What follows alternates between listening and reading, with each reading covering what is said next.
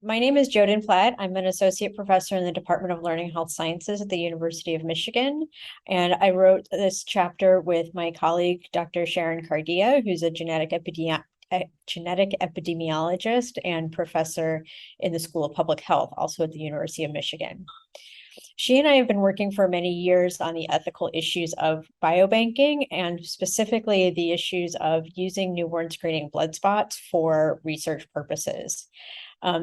This at first blush may have nothing to do with digital health at home, but it serves as a really important case study for how we might gather health information and then find alternative ways of using it.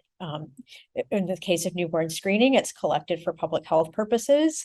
And then as time went on and technologies evolved, it became a really important and potential repository for research and other uses. Basically questioning, sort of throwing into new light the contract between what people are expecting you to do with their health information and what we're able and what we would like to do with people's health information.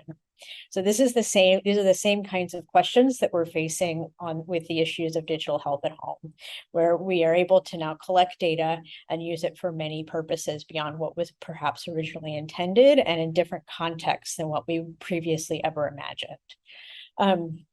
So our chapter sort of investigates and considers some of the ethical issues in that renegotiation of that social contract and what the implications are for digital health at home.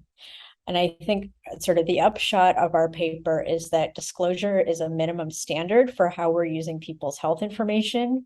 Ideally, we take a position of really sort of radical transparency around what we're doing with people's health information.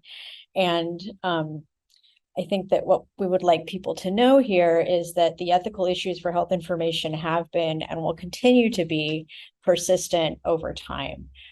They're issues that consumers and patients and people in their everyday lives care about, and that current policy really leaves gaps between the interests that we're able to protect and the expectations that people have.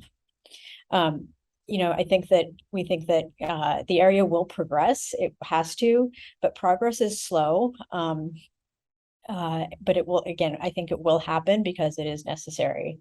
So I think what we would like to see this work, our sort of public debates, our public conversations turn into and sort of become in the world is that this work ultimately has an impact on a future of greater transparency and accountability with the way health information is gathered and used, and that we can use this information and our policies and practices with respect to this information to advance equity and the public good.